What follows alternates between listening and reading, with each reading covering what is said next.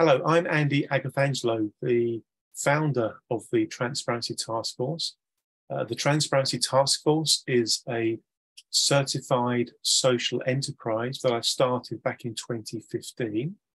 The overall purpose of the TTF is to promote ongoing reform of the financial sector so that it serves society better. I think it's very accurate for me to say that when I first started the TTF back in 2015, I must have been very naive, because in all honesty, I now see the regulatory landscape and the landscape that's made up of our various institutions and authorities and bodies and responsible areas. I now see it in a far less generous way to how I've seen it in the past.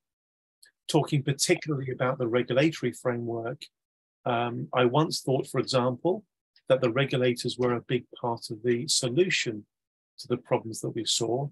I now don't see it that way. I now see the regulatory framework in actual fact as being a big part of the problem. So 7 years into running the TTF, I'm finding myself becoming increasingly despondent and disillusioned with the integrity of the kind of social infrastructure. I don't think this is a unique set of problems for the UK. I think many countries must be facing this kind of challenge. And I'm left feeling that we have one almighty great big mountain to climb to actually change what's wrong with our system. And speaking bluntly about it, I think we have some kind of a rot or a contamination running throughout our system up to very, very high levels within government. It would be remarkably easy to remain despondent and despairing. Let's not get ourselves into that frame of mind too much, because otherwise we might just give up the ghost. And I don't want us to do that. I want us to face the harsh realities of what we see in front of us and ask the obvious question: what can we do about it?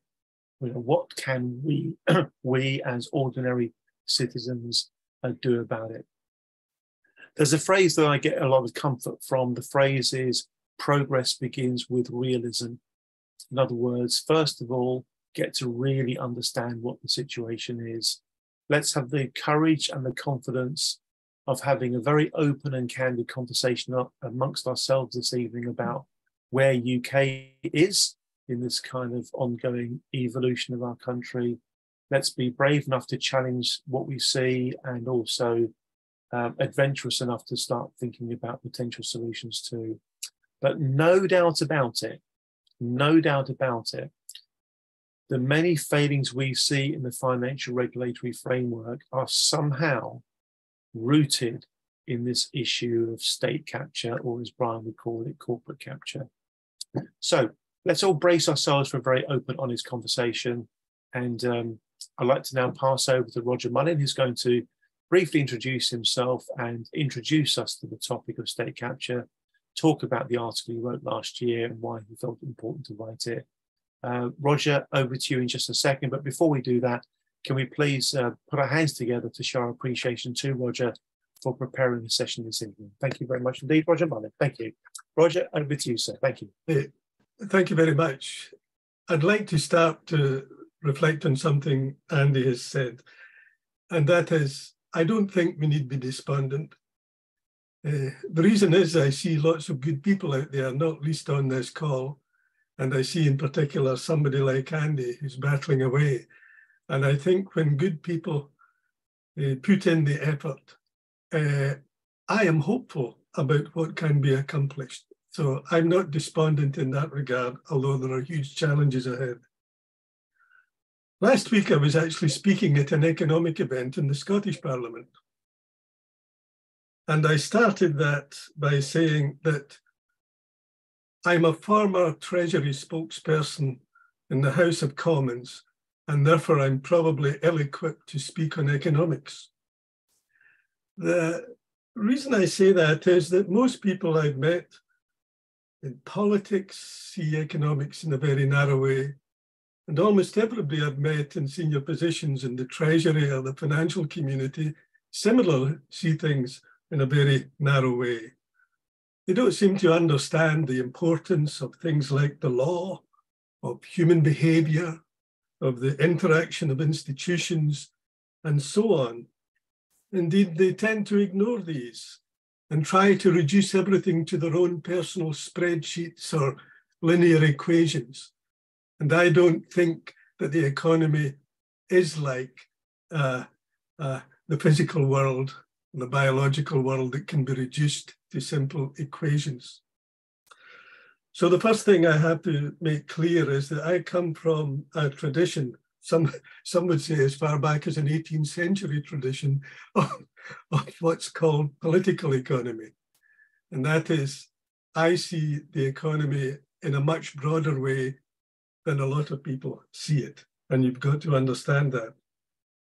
And that perhaps explains why, for me at least, there has been very little attention paid to the whole field of what I would call corruption, particularly economic corruption in society.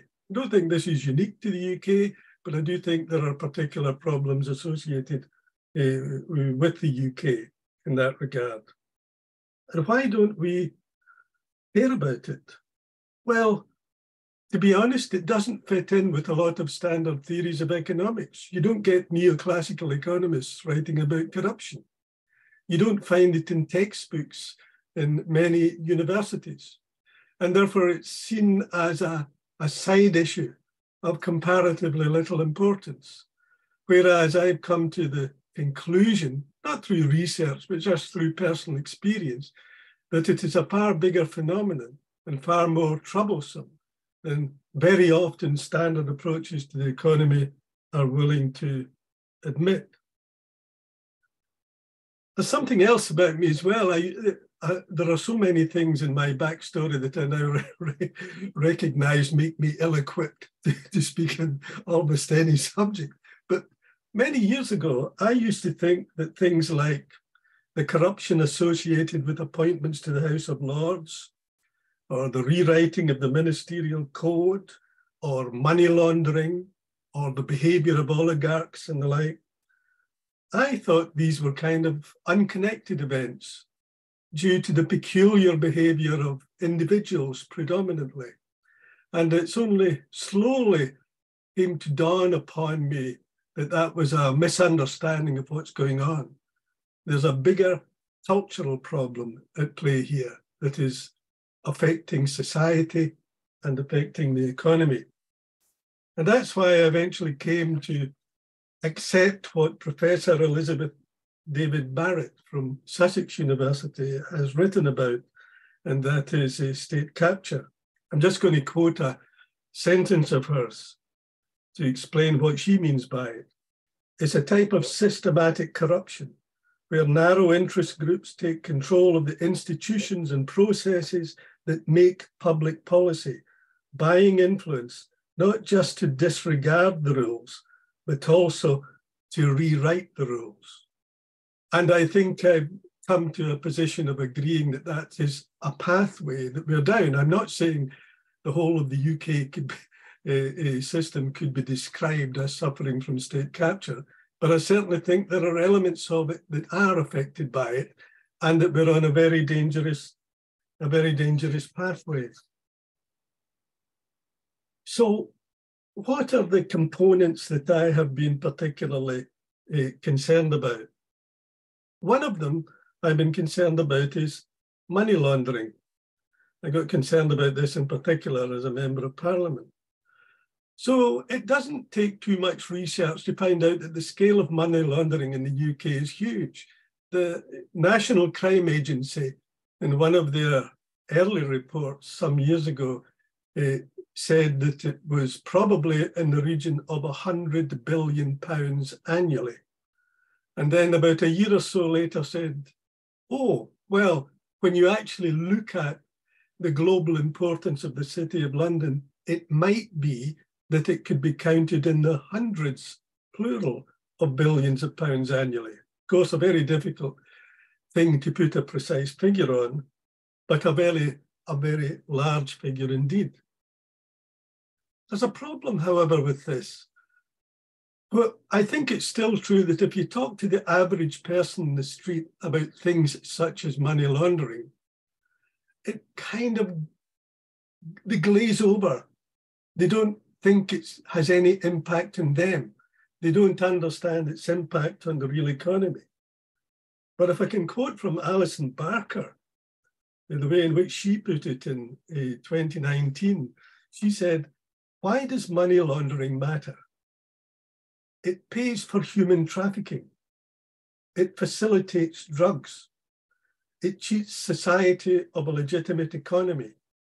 Money laundering deprives our schools, hospitals, and roads. It causes violence and intimidation. It makes our communities unsafe."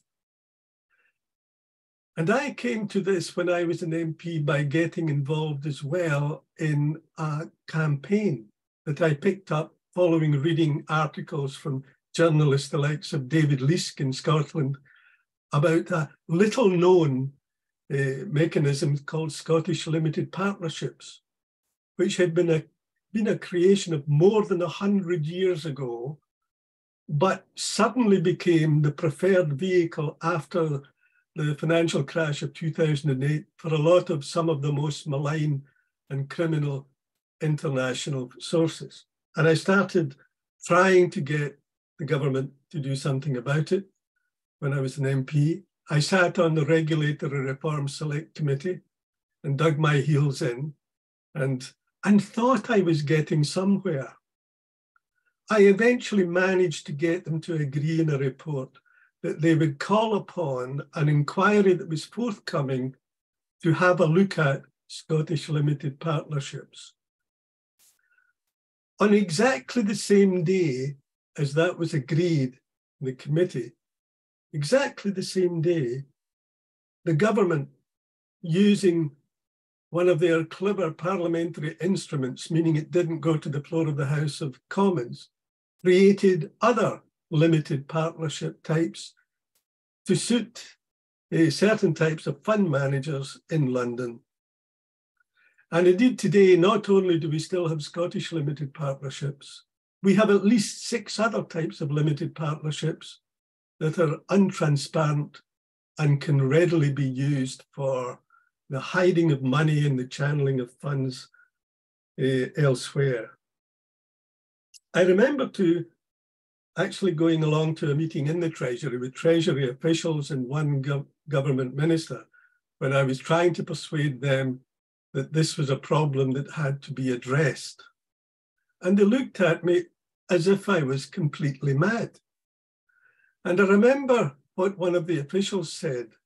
He said to me effectively, but Mr. Millen, we have to be competitive internationally. We have to be competitive with Luxembourg in having appropriate vehicles of this sort. And I have to admit, I looked something in somewhat astonishment at this comment, not just because it sounded to be a bit far-fetched, but also because the response to me did not recognize any significance at all to the criminality and corruption associated with it. So I think I probably blathered on long enough. There are many other elements I could talk about. Oh, before I finish my blathering, I'll just say one further thing. In 2017, just before I lost my seat in the Commons, I was contacted by the journalist David Leask about a major problem associated with a Scottish limited partnership, which at that time is registered in Edinburgh, a private house in Edinburgh. And it had received, they had found out, a £1.5 million kickback for an arms deal in Ukraine. The SLP was called Port Vila Trading. And the government, however, refused to do anything about it. And to this day, Port Vila Trading is still registered as active in Companies House. has never made any financial returns in 10 years because it doesn't require to, and we don't know who is behind it all. Why did that come to light?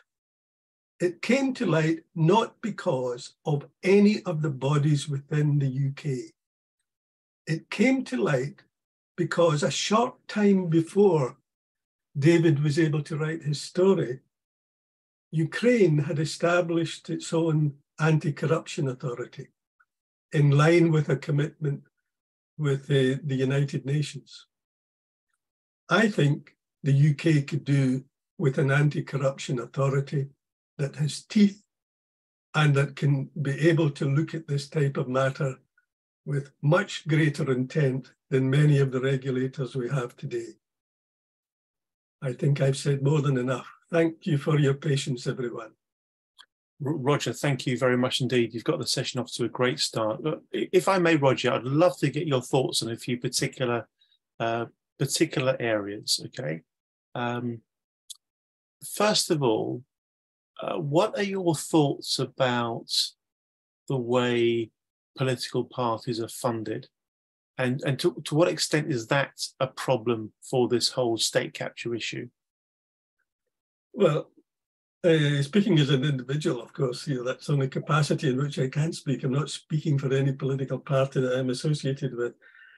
I've thought for a long, long time it is a major problem.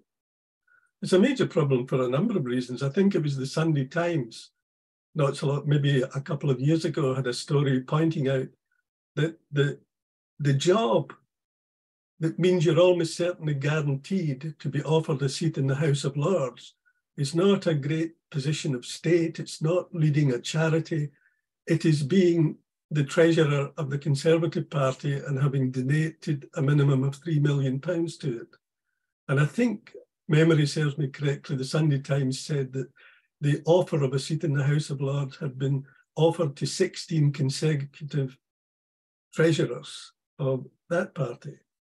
We do know, of course, that donors to other parties get ennobled.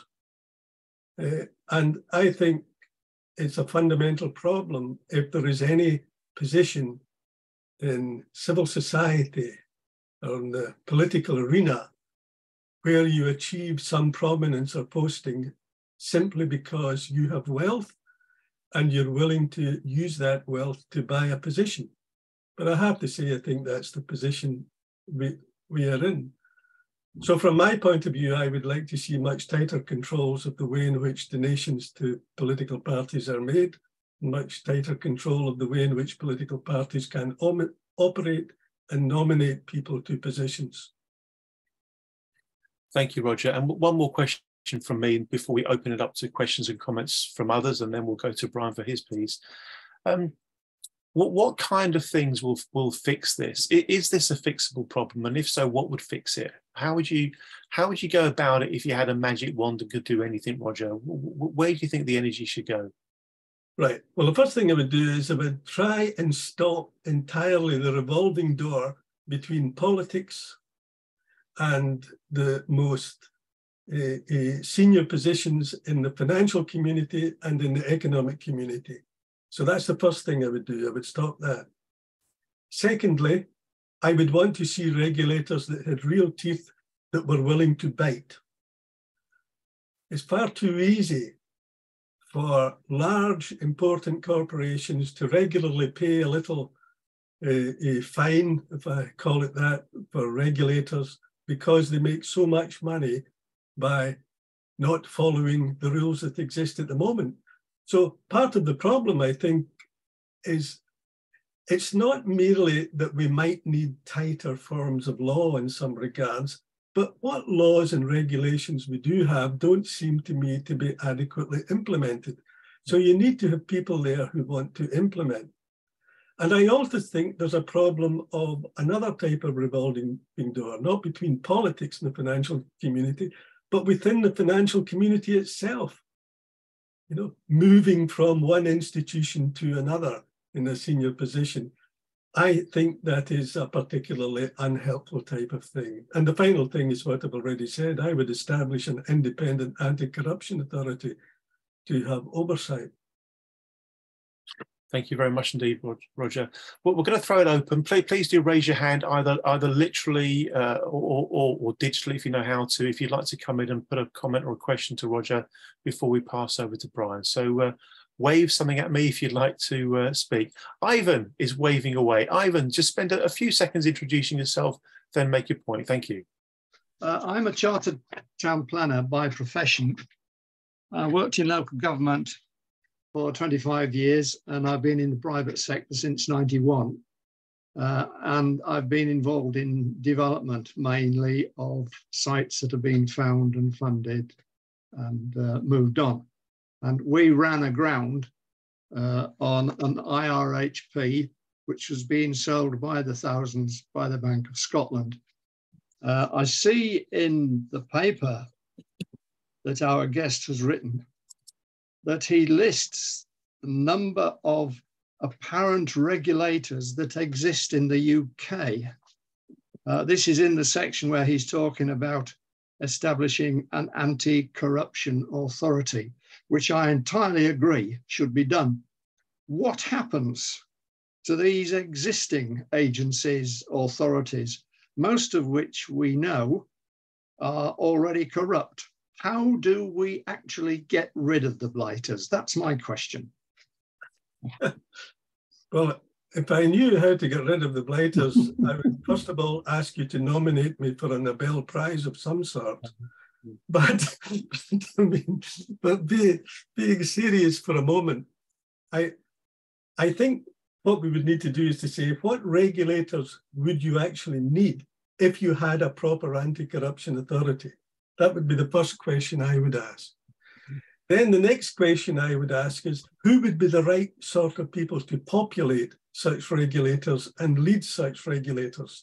And they would have to be people, in my mind, who have shown that they have got some concern to act on behalf of what we might call the broad consumer.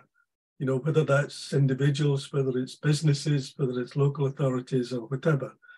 So that's where I would start. But if you were to ask me, do I have a particular framework in mind as to how this should be constituted and what it should look like in the UK, the answer is no.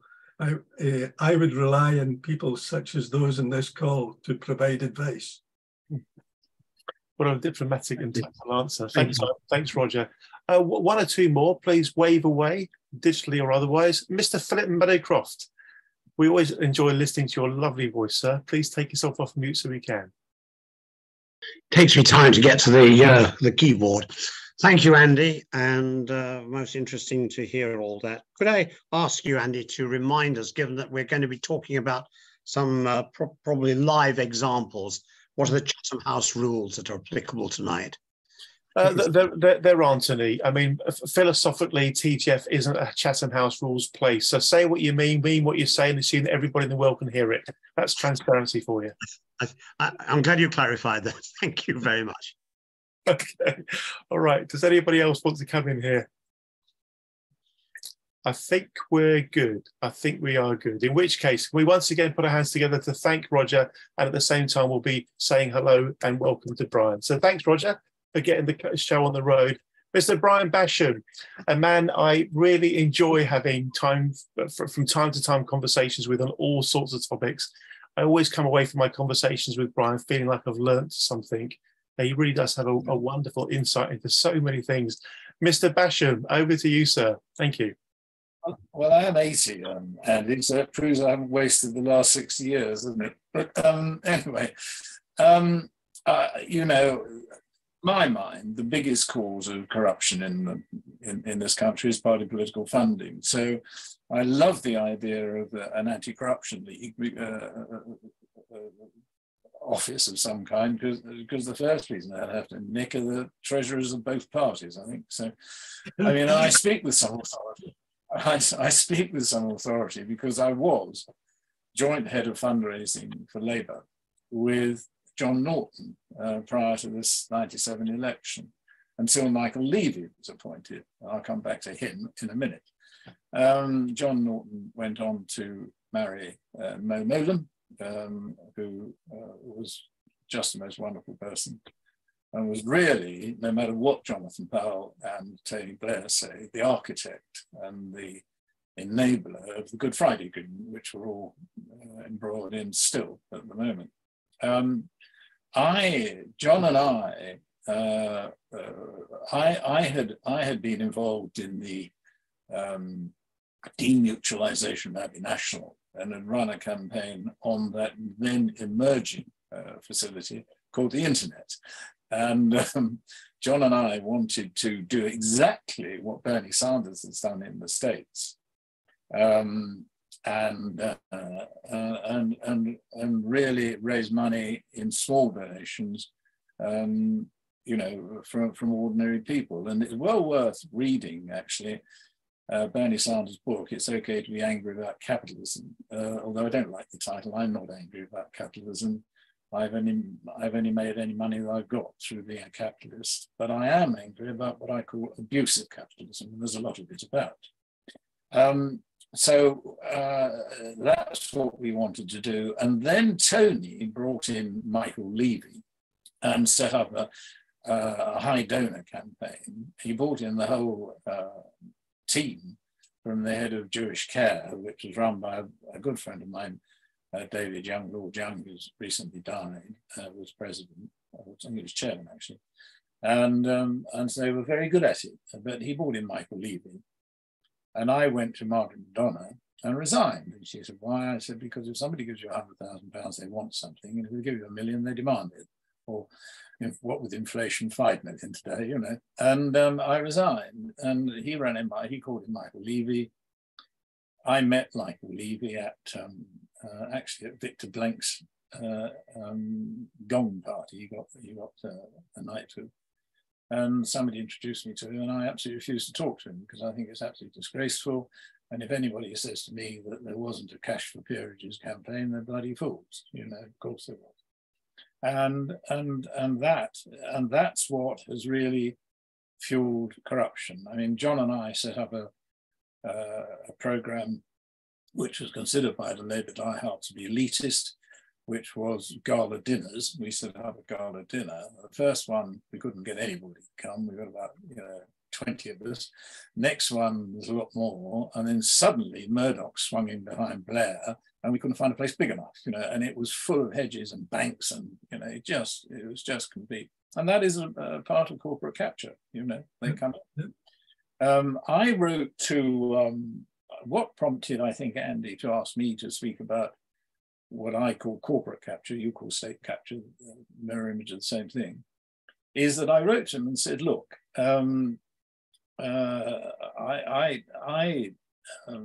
we were talking about Milton Friedman's book, Capitalism and Freedom. And of course, in that book, it was written in 1947, Friedman was dead right. We needed to get away from state control of just about everything. I mean, I can't remember what it was, but I think during the Second World War, the state controlled something like 30% of US GDP. It was huge. And he was right. But today it's complete and utter rubbish, because he talked about, and of course it became Margaret Thatcher and Ronald Reagan's hymn book. That was their whole policy. They wanted to roll back the state, and they wanted to reduce red tape and regulation. And of course, it was dead right then, but today it's completely wrong. I mean, the most successful economy in the world is China, and 67% of its GDP comes from state-owned enterprises. I mean, there is a way of blending these things together. I'm not advocating China as a country, I'm just stating that the case. Now, I wrote to Andy, that rolling back has gone so far that through the abject corruption that is party political funding and personal preferment, corporates so control the state that they are the state. And I believe we live in a corporatist democracy, lack of democracy. You've seen it happening recently when you saw there's been such a polarization of wealth that there are now people who are worth billions as a result of Milton Friedman's market forces doctrine, which contributed to polarization of wealth. So you've got people like Crispin Odey, who funded trusts and quasi-Kwarteng through the public relations man Linton Crosby, and they pulled huge strings and terrific control. I spent a long time. I advised many captains of industry. They included James Hanson, and who was all right, but his partner Gordon White was a bit like a crook. John King, Lord King, both got peerages for being supportive of Thatcher, and many others. Cliff Chetwood of Wimpey, Roland Smith of British Aerospace. All these people, and they all had their hands firmly on the tiller of government. They are absolutely confident about that. Thatcher would call Hanson and talk to him and take advice from him. So it's a very, and that's personal. We all have personal experience, and that's personal experience. So the first thing I would do, which would really deal with a lot of corruption, is I would have state-financed elections, as we have, Germany. Neil Kinnock's a friend, and I sat with him some time ago, and his son Stephen, he was a jolly nice chap, and Neil suggested that Stephen and I should write a book about policy book, picking the best policy from around Europe. And I really worked at that a bit, and then I came to the conclusion, well, what we should do, and people will hate this, but I believe it to be absolutely true, is do just what Germany's done. In 1948, it wrote a new constitution. It's got state funding. It's got worker representation and worker ownership, and it hasn't suffered as we've suffered. And you've just got to look at it, and it's been so immensely successful. Huge investments in education. You were talking, Roger, about people thinking in silos, and one of the reasons is that we're encouraged to think in silos from go do O-levels and specialize from the age of blooming 13 or something. It's absolutely ridiculous. Whereas in Germany, my godson, who's now a PhD at Bristol, and got a 2-1 maths and physics, and went on to work, I took him out of Germany and put him into Sevenoaks School, public school, which in those days was number 3 after Westminster and St. Paul's in Oxbridge Entrance. And his form master, his house marshal, went on to be headmaster of Gordon, said to me, it's quite remarkable, Duncan, his name was Duncan Binger, Duncan is about a year ahead of us, and we're a year ahead of the state system. And that was out of a state school, a Munich gymnasium. So, there's a lot to be learned from that.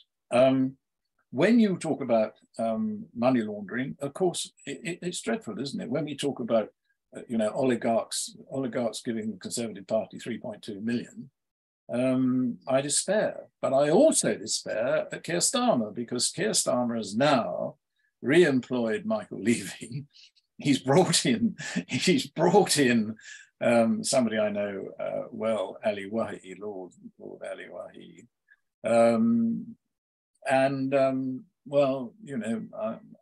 I've got views about them both that would be libelous, I think, defamatory. And of course, he's taking advice from Peter Mandelson and Tony Blair. And Tony Blair is the ultimate mover. There he was, Prime Minister, went on to be a director of JP Morgan. JP Morgan, as we know from our wonderful violation tracker, Andy, is after Bank of America the most transgressive bank in the world. I mean, JP Morgan has been fined 45 billion since 2010, coming out of my head, these numbers, I hope I'm right. And I think that is the same as the whole of the next most transgressive sector, which is oil and gas. You know, banks. I'm just going to rave for a second about Violation Tracker, which I commend to you wholeheartedly. And it's a wonderful service, and we're trying to bring it back here. And Andy's been doing terrific work. Violation Tracker reports that the banking sector between 2010 and 2020 was fined 300 billions, which was roughly 8 times the next most transgressive sector. Anyway, it's a multiple. So why is it that these banks aren't attacked? Why is it that the people who run them don't get, you know, a friend of mine who I introduced to Andy, Chris Blackhurst, has written about HSBC, which funded the Sinaloa cartel, which is the biggest drugs cartel in the world, which left was worse than ISIS. It left headless corpses littering the streets of Mexico. Well, you know, the chairman of that, Stephen Green, is now Lord Green, by the way, is also a vicar. I've had dinner with him. He's also a vicar, and he's a nice man, but I don't think he quite gets it. You know, you're a vicar, you're a peer of the realm, and Clive Hollick, Lord Hollick, called me to ask me if I knew anybody who knew anything about HSBC, because he's running a very interesting committee, which is looking at the role of the regulators. And I said, well, don't ask me, look across the chamber and ask Stephen Green. He was chairman of HSBC, for Christ's sake. So, you know, so we've got, these people are now totally embedded inside, and they can't be touched. I mean, if you look at HPOS, I was involved in getting 6 of those people in prison for a total of 48 years, the Reading branch, you know. But, and the police, the Thames Valley Police, Anthony Stansfeld, police commissioner, somebody that Andy and I know well, the Thames Valley Police produced a report which said that 15 of the top people, including Dennis Stevenson and Lord Stevenson, were culpable.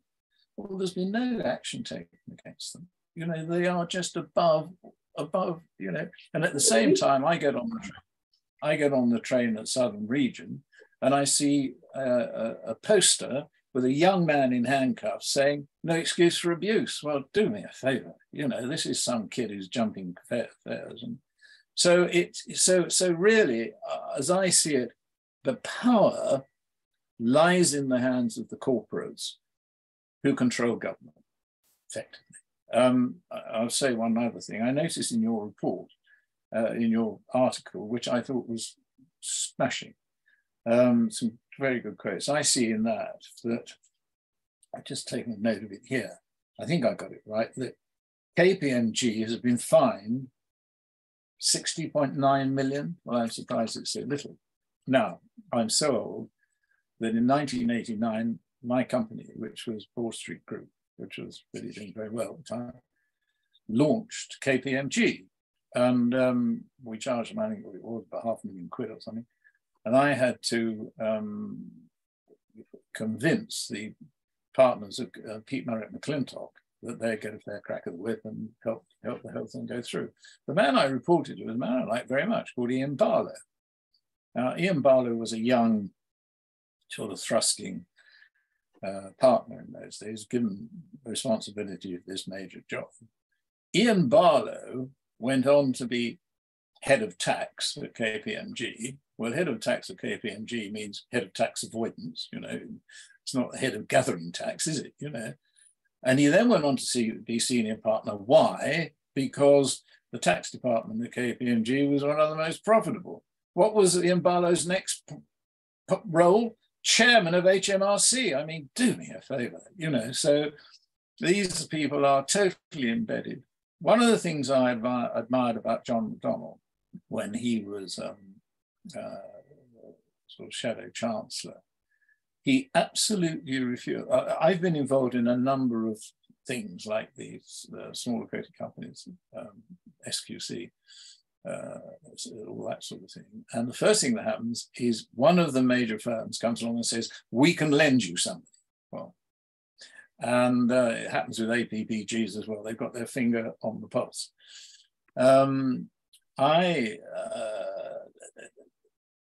So one of the things that John McDonnell did immediately, he said, I'm not going to get involved in corporate capture. It's the first time I'd heard the phrase, and that's why I use it now.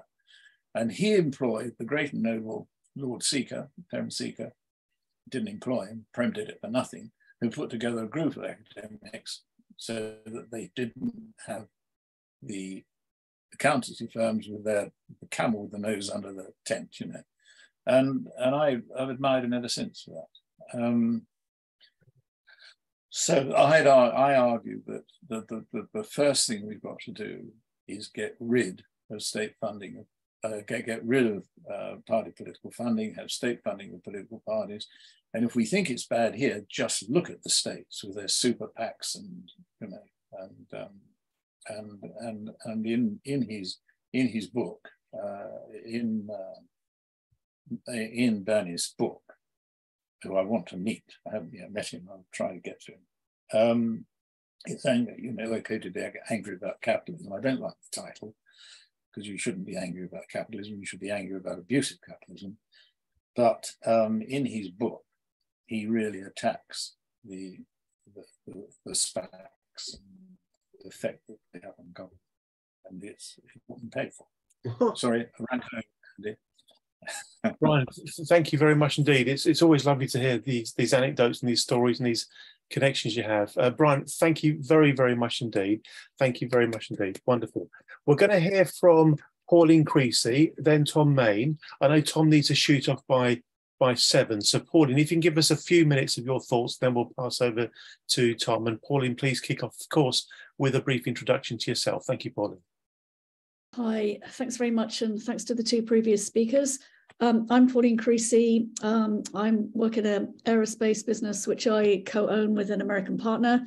But my interest, particularly in these forums with Transparency Task Force, is because I was the chair of the Premier FX Liquidation Committee, who experienced a very unpleasant scam by an authorized institution.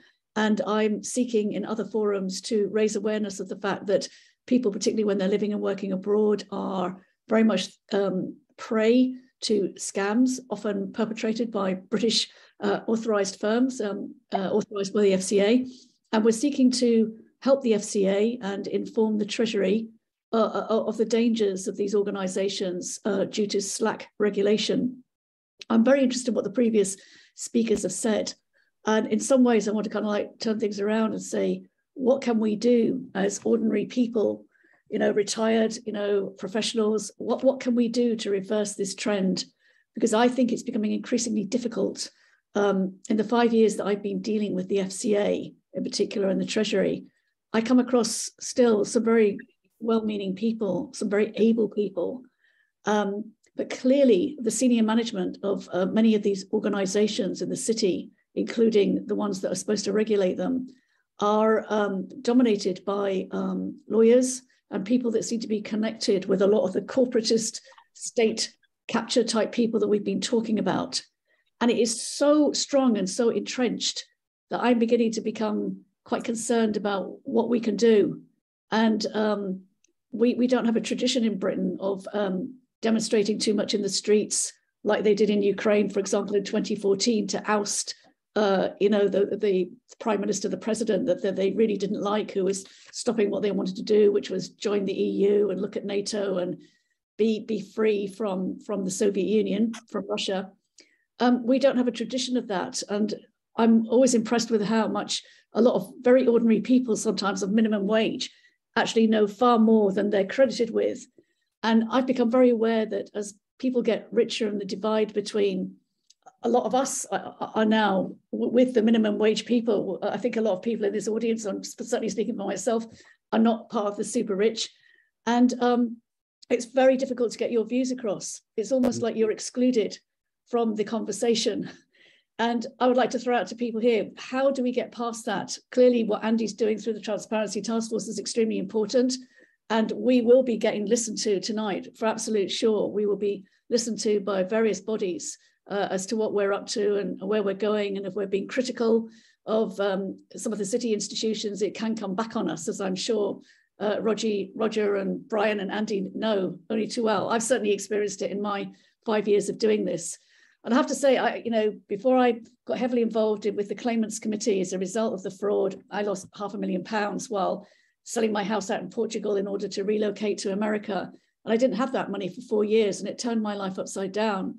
And if I hadn't had an understanding business partner in the States who had resources to help me, I'd have completely gone under, as indeed quite a few of my fellow claimants did.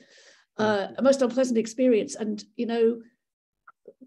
what really struck me was that the complete lack of empathy. Nobody cared in the government departments about what had happened to us. We explained, we gave our evidence and said, this is not our fault. We used an authorized payment institution in our case. We weren't investors, we were payment service users. We looked at the rules, we looked at the register, we thought we were protected. And they kind of like more or less just said, yes, well, these things happen. And, you can't really expect us to stop bad things happening to all people at all times.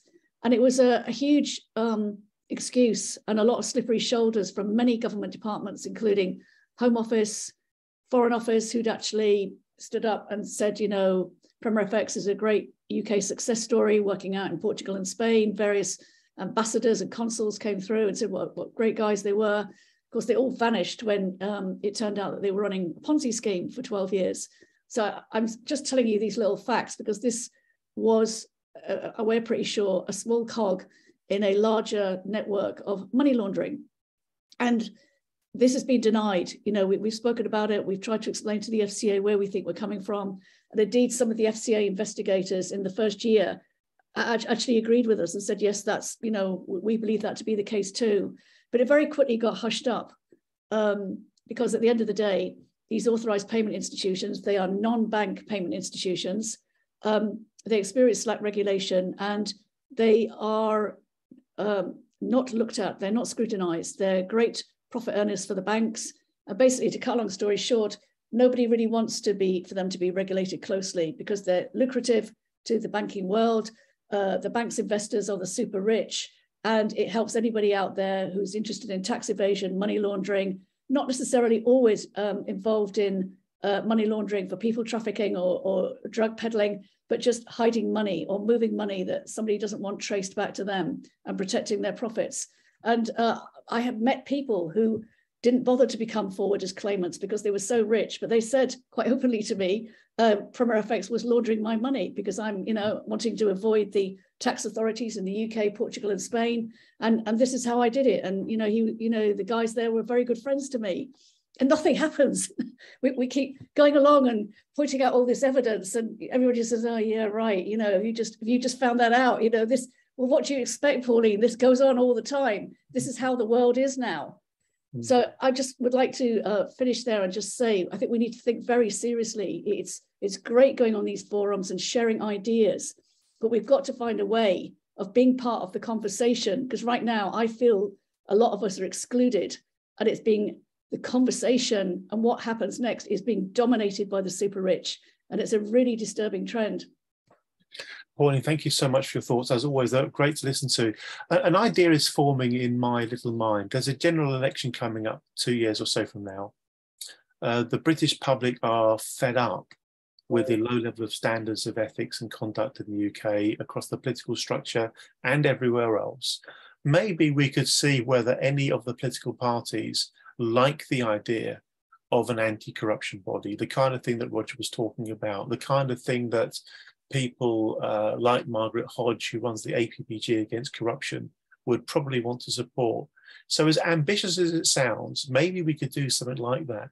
Some of you will be aware that I've been spending some time working alongside and for an Italian member of the European Parliament, Sabrina Pignedoli, who used to be a journalist investigating the mafia. She's doing a lot of work in Europe about trying to introduce an anti-corruption body to oversee the work of the EU. We've been involved with that on the periphery. Maybe we can do that. Maybe we can challenge every one of the political parties. Are you of sufficient caliber and integrity to back the idea of an anti-corruption body? And if not, tell us why. There we go. Pauline, I think Brian put his hand up just as you were closing your remarks. I think he wants to come in. Roger wants to say something about SLAPs, and then we're going to, actually, I'm going to change the order. We're going to go to Tom Main now, because I know Tom needs to disappear at 7. So we'll go to Tom, then we'll jump back to Brian, then Roger, and then we'll carry on to others. So Mr. Tom Main, please share your thoughts. Thank you. Hello, everyone. It's great to be here. I'm Tom Main. I'm a research fellow at the University of Oxford. Fascinating conversation tonight. I think I'd agree with Roger in that we're not quite at the stage of complete state capture yet, but we are heading there. And what I think Brian was calling corporate capture, I'd throw in another term, regulatory capture, and that's where the people who are responsible for making the rules and regulations are not acting in the public interest. They are acting on behalf of vested interests. And I think Brian gave some good examples in what he was saying.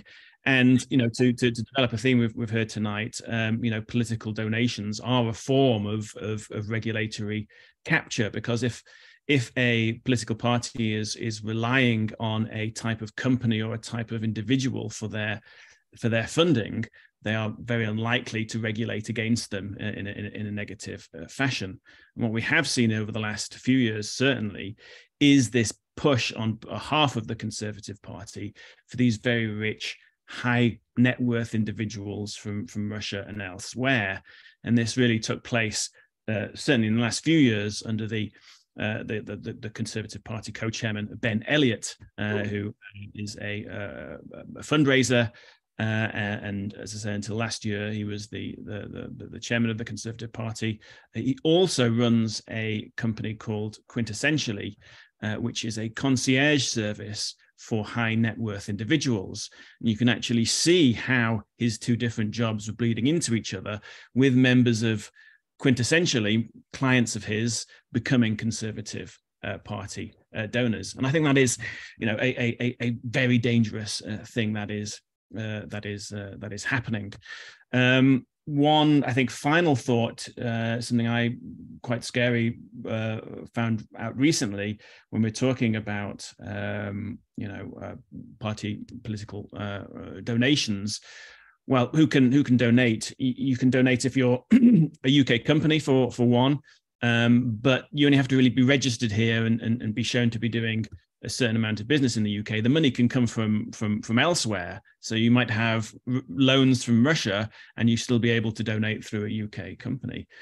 Something else I found in terms of individuals who can donate. Well, you can donate if you can vote. Well, who can vote? You can vote if you're resident in the UK and if you are a citizen of either the United Kingdom, Ireland, or a member of the Commonwealth. Well, who do we have who's a member of the Commonwealth? We have Cyprus and Malta. And if you know anything about the history of Cyprus and Malta over the last 15 years, they've been selling for a relatively small amount of money citizenships to anybody who has, I think, as low as 250,000 euros. You can basically acquire Cypriot or Maltese citizenship, and there have been so many scandals in relation to these citizenship schemes, leading to the fact that several members of the Cypriot Parliament are actually on trial for giving out these passports in corrupt circumstances. So the UK has created a system where you can basically say to anybody with a Cypriot or Maltese passport. We know that Russians and Chinese were the main groups who acquired these passports. We've created a way where they can move to the UK and then start donating to political parties, and I think that's something that really has to be looked at, ASAP, because we are very soon going to be beholden to this strata of people at the very top of society, many of whom have earned their money in very dubious circumstances, or perhaps even have ulterior motives. Tom, thank you very much indeed for sharing your thoughts. Thank you. I know you need to get going soon, but that's great to have your input, Tom. We're going to jump to Brian, then we're going to go back to Roger, who wants to talk about SLAPPs. Brian, to you. Thank you. Yeah, I think it's easy to overthink all this. It's all very simple. It's not very simple, but it's all very crude, I think it's the right word. It's about money. It's about big money. And the reason we haven't got an anti-corruption force, and the reason that the FCA is useless, is because if they weren't useless, they'd nick half the donors to the political parties, and they don't want that. And it's truly as simple as that. And so if you go and try to push for the arrest of people who are, I mean, even Gordon Brown has resisted, and I reckon Gordon Brown's a pretty straight chap, you know. But even Gordon Brown has steered away from this and brought in light touch regulation. You know, he's totally directly responsible for the 2008 crash in the UK. You know, you have light touch regulation. And that sort of, you know, bowing down to lobbying from the banks who infiltrate society. I know Richard Sharp, who's the new chairman of the BBC. His father, Eric, was one of my clients at Cable and Wireless, and I liked him very much indeed. And Richard, when before he retired from Goldman Sachs with 100 million for 1%, I talked to him. I said, "What are you going to do now?" You know, he said, "Well, we have an agreement, a loose agreement. It's not contractual, but it's an agreement among the partners of Goldman Sachs that when we leave, we will embed ourselves in society." Well, that's the sinister phrase if ever I heard one. But he did, and he became the biggest funder. He became the biggest champion of Anish Kapoor. And he's ended up as chairman of the BBC. You don't get much more embedded than that. So it's all very, very worrying, and it's all very crude, and you can overthink it. I mean, lovely man Jonathan Friedland had a debate with Joseph Stiglitz, and I was there, and Jonathan was arguing that really the whole of the secondary banking crisis, and going back a bit, 74 was secondary banking, long been around, was down to cheap money, you know. And Joe Stiglitz didn't agree with him, but was too polite to say. And I said, look, you know, saying that the banking crisis was down to cheap money totally ignores morality. And our great friend, Paul Moore, who sadly died, gave the best evidence I ever heard to John McFall's Treasury Select Committee. And he said that every banker and every financier should be given ethics training. It wouldn't change them, but what it would do is allow all those totally decent people who work in finance on desks, and, you know, the people who are told by HBOS to go out and sell mortgages to 80-year-old widows, would be able to say, this isn't ethical. And I said to Joe Stiglitz, I said, you know, look, saying that it's down to cheap money is like saying that St. Valentine's Day Massacre was down to cheap Tommy guns. I mean, it's just nonsense. And anyway, it's all very crude. I just wanted to say that. Brian, thanks again. Thank you very much indeed. And we're going to go back to Roger, who I think wanted to say something about SLAPPs when Pauline was speaking. Roger, come in here, please. Thank you. Thank you. It was just when Pauline, in some of her earlier remarks, was saying what could be done. One of the things that I think we have a problem with in the UK is these things called strategic lawsuits against public participation. Yeah. There are, I think, extraordinarily large numbers of threats, financial threats made against investigative journalists and others. I've actually come across a couple against academics as well, that if they publish things, they are going to be taken to the courts. I was involved in a minor way, not centrally to a SLAPP a number of years ago, and I was told by a third party acting on behalf of a very rich person in the UK that if I commented on a story which was being written, that this person could ruin me. And I was told, and he doesn't even need to win a court case. He will just ruin you because of the costs of defending it. And this is happening far more so that, for example, I've raised a petition in the Scottish Parliament to try and do something about SLAPs. I know that there's some discussion going on about tightening up things through Westminster. I don't know where that's got to. But I think if we've got a situation where we don't have investigative journalists anymore feeling that they are free to report in these matters, and that these constraints are on, that doesn't help what Pauline is asking for, getting things out into the open so that people can then campaign and pressurize around it. And if people in banks and elsewhere think they can stop stories just by issuing legal threats, that serves no decent person in our society. Well said, Roger. Well said. The topic of SLAPs is of real interest to the Transparency Task Force at the moment, because we are very keen to share what we think about the Business Banking Resolution Service. I won't say more than that at this point in time. What I will do is draw all of your attention to another idea that might be worth considering in some way. So I'm going to share my screen. Where are we? Here we are. Where are we? Oh, bear with me, looking at the wrong screen.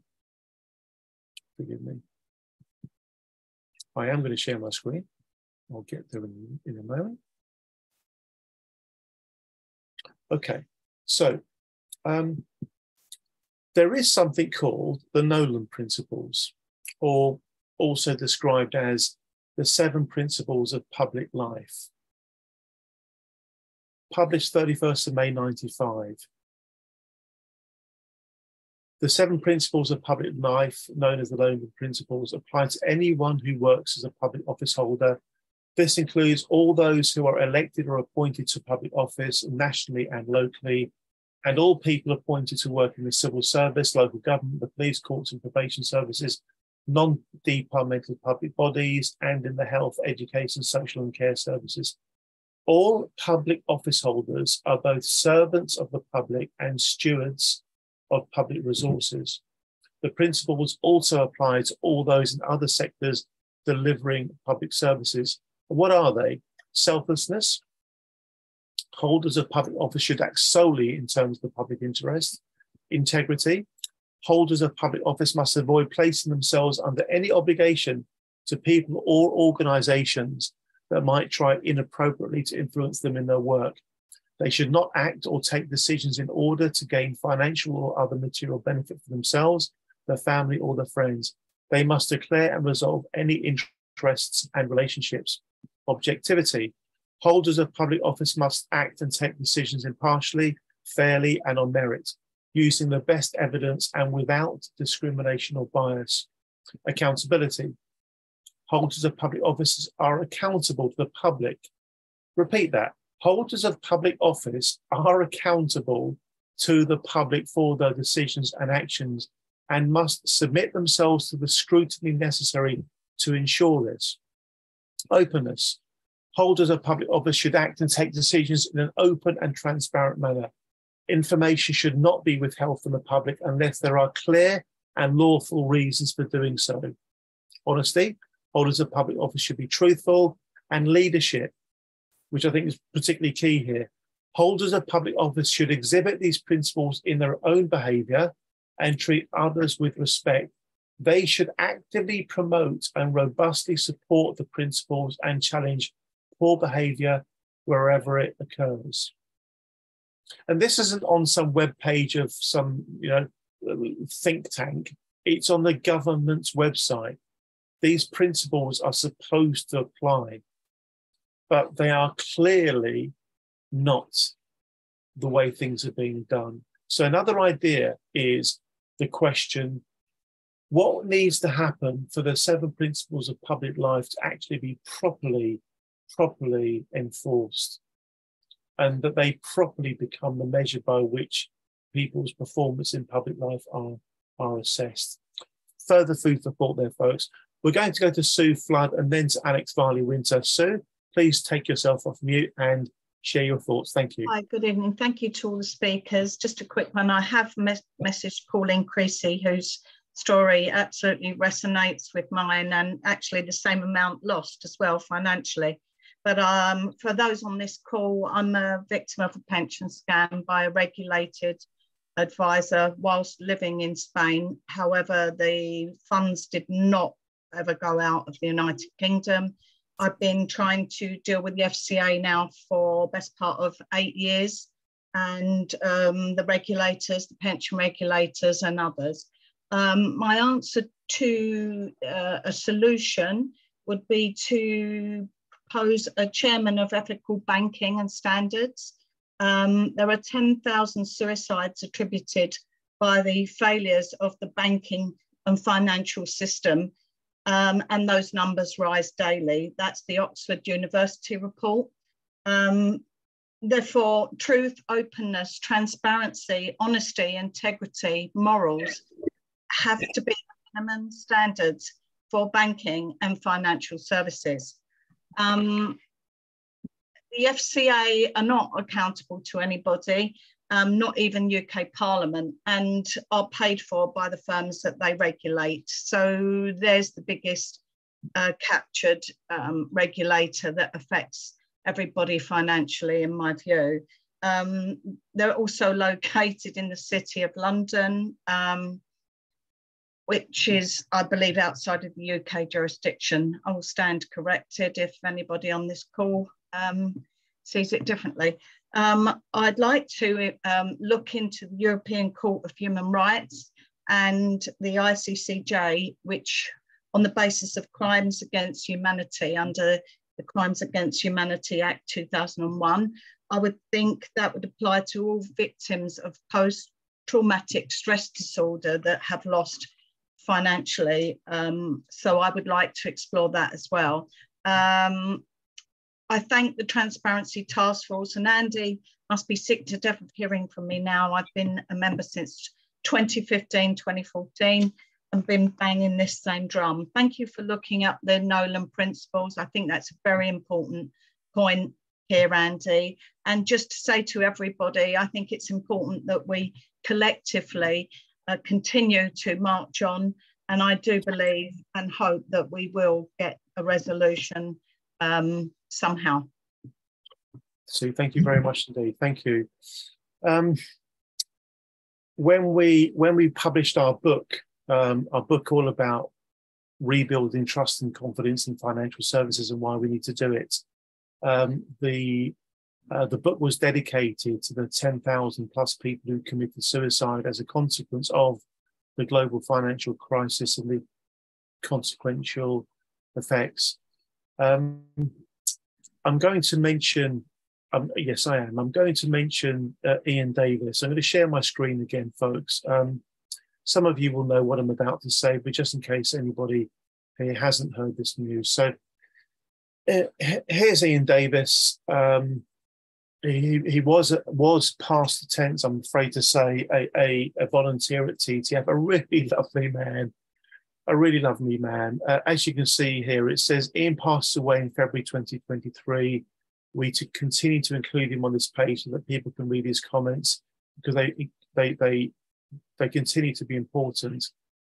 And for those of you that know, Ian's death was connected to the despair he felt as a consequence of losing pretty much his entire life savings to a fraud. I'm going to read this out because surely this points to the kind of things that need to be fixed. So these are Ian Davis's own words, written a long time ago when he became a volunteer for the TTF.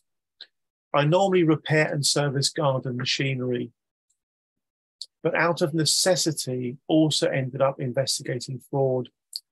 When I was conned out of my life savings, this below is from my experience as one of the 11,600 victims of the FCA authorised and regulated London Capital and Finance PLC Ponzi scheme, run by a group of criminals connected to global fraud. Anyone who has been unfortunate to have been a victim of any type of fraud will know only too well the devastating effect it has on you. You get conned first by the scammers, and then you find out that the FCA failed to regulate the company you invested in, as it carried out no due diligence.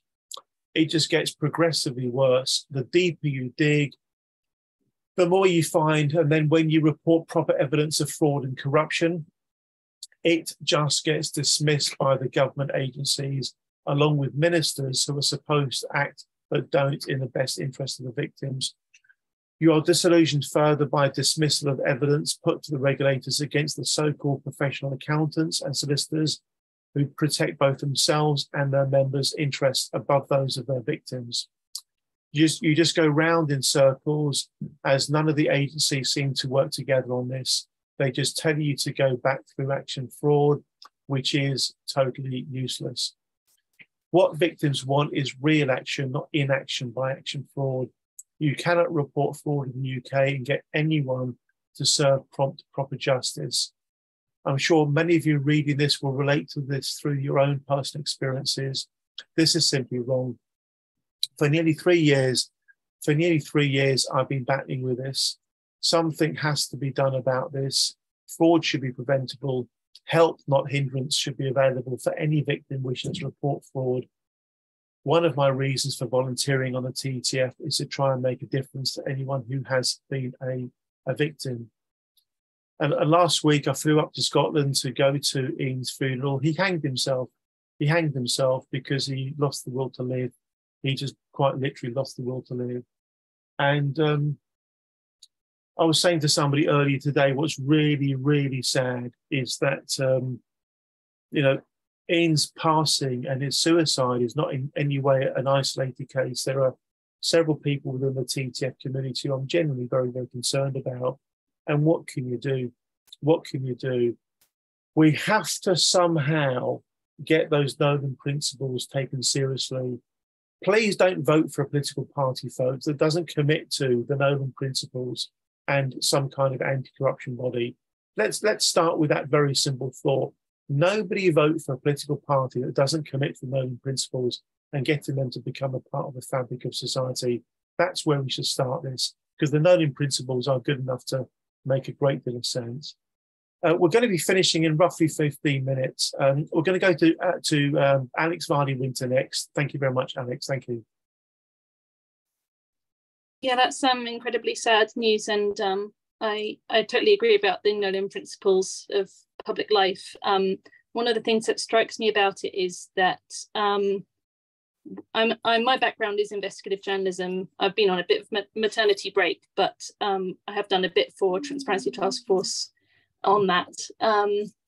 But basically, one of the most concerning cases that I came across was where exhaustive evidence of money laundering had been compiled. When I say evidence of money laundering, evidence of undeclared wealth, unexplained wealth, up to of more than $1 million, was declared to a family court judge, a really detailed bundle put in. And, the case was just, first of all, it was moved, strangely, to a different court. And then a different judge was put in at the last minute, and all kinds of things can happen when you raise serious issues in. I'm busy. Sorry, when you raise serious issues in a court case, and often hearings end up happening behind closed doors, and nothing gets done about the actual, infractions of law being raised in court sometimes, and that just shows the extent of capture in society and as well as in government.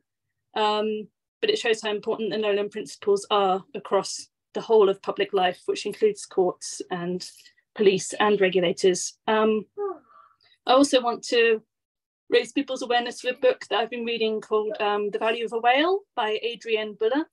And that's looking at the economic side of how the world is run at the moment and how it should be in the future, and basically raising points about the loopholes that are taking place in how people think about the economy and how it works. And I want to highlight one quote that Adrienne Buller uses in her book. I'll just try and bring it up so I can read it out. Hold on, bear with me. So she wrote on page 11 of her book, an economist at the US Federal Reserve recently wrote, easily missed in the footnote of a 30-page briefing on inflation, that for the purposes of his briefing, he would regrettably leave aside the deeper concern that the primary role of mainstream economics in our society is to provide an apologetics for a criminally oppressive, unsustainable, and unjust social order. She says in her book, she's picking that back up.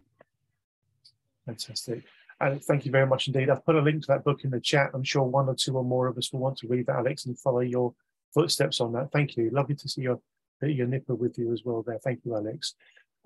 Mr. William May, William's got some remarkable insights, absolutely remarkable insights. William, please share your thoughts. Thank you. Okay. I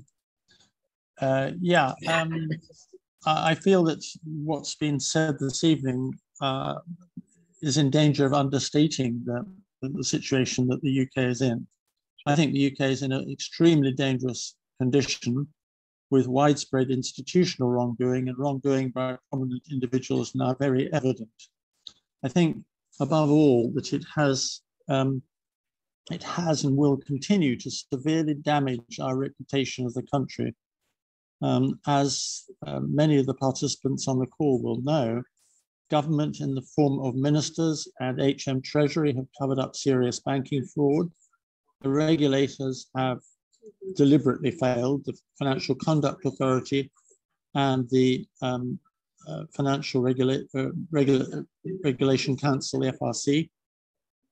The present governor of the Bank of England has directed the cover-up of serious banking fraud at the FCA. Our major prosecuting agencies appear to have given up over serious fraud and money laundering. I think the main reason for that is there's been very little will on the part of government to address such matters. The courts, in particular the civil courts, are no longer a place in which justice can be obtained.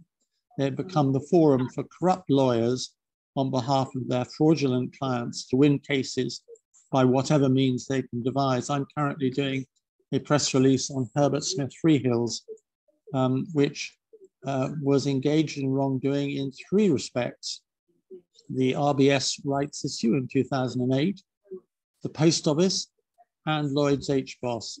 What it's been up to is absolutely outrageous. The major accounting firms, as has already been touched upon, have covered up serious banking fraud, and the government has dragged its feet over introducing a replacement for the Financial Reporting Council. I'm just finishing Catherine Belton on Putin, having worked my way up through Oliver Bullough, Tom Burgess, and I'm very pleased, Andy, that you're having Nicholas Shaxson to talk shortly. Catherine Belton and Nicholas Shaxson have really shown the extent of widespread money laundering that's taken place. And clearly, successive governments, administrations have done little or nothing to prevent it. If anything, they've facilitated it. And finally, I think a special responsibility for these failings lies with the British press and media, who have been complicit and protected those who should not have been protected. I'll just end with one particular anecdote. I don't know how many listeners to the call have noticed that Boris Johnson has been given a £510,000 advance on his memoirs, which haven't yet really been started. That has come through HarperCollins. Who owns HarperCollins? None other than Rupert Murdoch.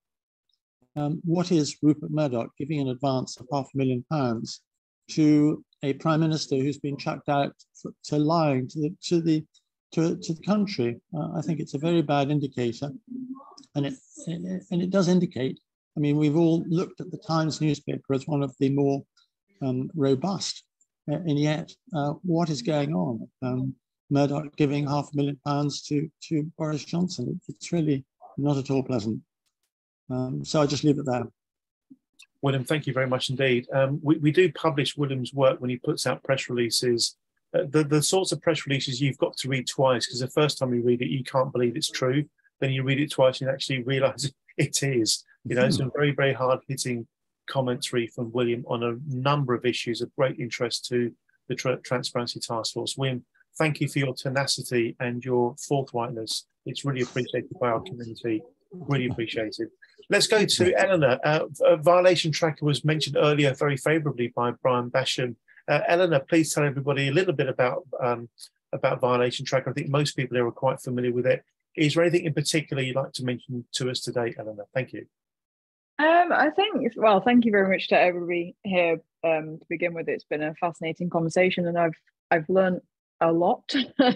My area of expertise is environmental regulation. So, but you know, I'm a corporate criminologist by trade, so all of this is interesting to me.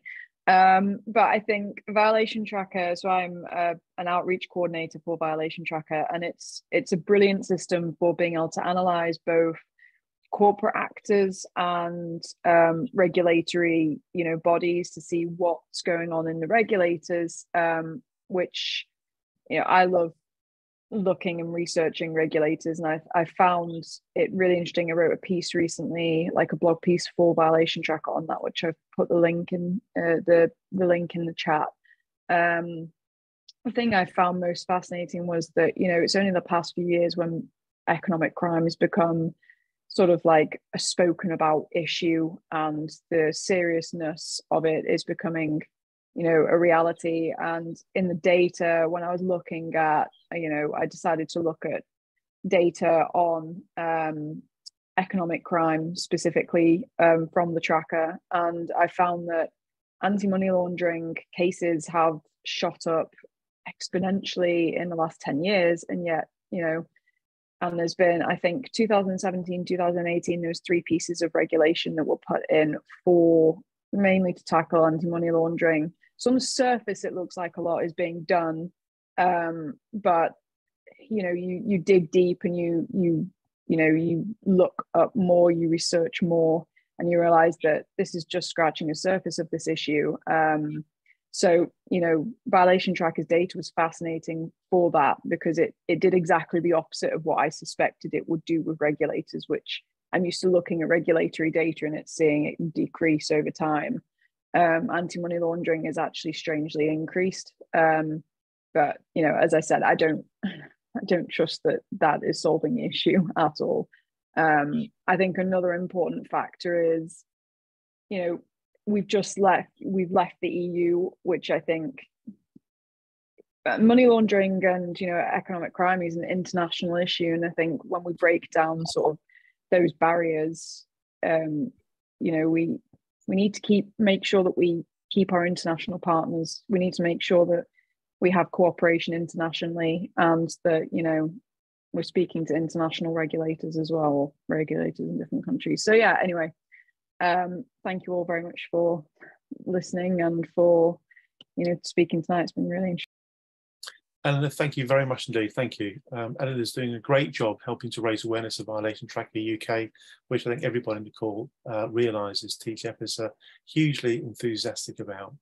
In a moment, we're going to go back to Roger for Roger's sort of final comments and thoughts before we bring the session to a close. But before we do that, let me just check in. Does anybody on the session want to make a point? Just wave your hand. Wave your hand if you're itching to come in with something. I'll just make sure I can see everybody. Wave if you do. Otherwise, we'll go to Roger for his final thoughts, and then I'll bring the session to a close with a bit of focus on a particular action. Roger, back to you, sir. Thank you. Your final thoughts, please. My final thought, and I've just posted it, is I just want to thank everybody for participating. I've certainly found the combination of written comments that I've been carefully reading and what people have been saying has been enormously helpful, enormously instructive. It makes me realise how little I know and how much I've still got to pick up on, but I'm pretty determined to keep going as best I can. So just thanks to everybody. And thank you to you, Roger. As you know, this whole session was inspired by your piece of work, and we're all very grateful to you for that. So here's the thought. The 7 principles of public life aren't being taken seriously. That's obvious, isn't it? Yeah. So the question becomes, what needs to happen for the 7 principles of public life to be taken seriously? I don't know the full answer to that question, but part of it is about campaigning that they are. So TGF is going to do something. We'll try to find out who's kind of responsible for them, which person in government, which person in the machinery actually has an interest in the 7 principles of public life. And let us then have some dialogue with that individual or with that department to see what they are doing to actually maintain the importance of them. Because if we've got a standard that's not being taken seriously, then we haven't got a standard. And if we haven't got a standard, we haven't got a benchmark, and nobody knows what good looks like. So let's do something like that. I'm committing that TGF is going to do something around the 7 principles of public life. And once we've done that, we can pose that challenging question to every political party. Are you or aren't you prepared to stand by the 7 principles of public life being an important part of your manifesto for the next general election? If you are, please tell us, and we'll happily do all we can to raise awareness of that fact. If you're not, we're going to get really suspicious about your level of integrity towards these sorts of issues, such as state capture. It's just coming up to 7:30, which means we're going to be finishing on time tonight. Thank you all very, very much indeed for your presence and your participation. This hasn't been a particularly joyous topic. I don't know about you, but I'm going to go and have a glass of something to collect my thoughts. But remember what I said earlier, folks. Progress begins with realism. And the reality is we've got one hell of a problem here. And we will not live in the society we want if it is riddled with state capture, and nor will our children, and nor will their kids. So even if we can't do much to make a difference for our generation, let's think long term, and let's try to change the trajectory, because as far as I'm concerned, things are getting worse, not better.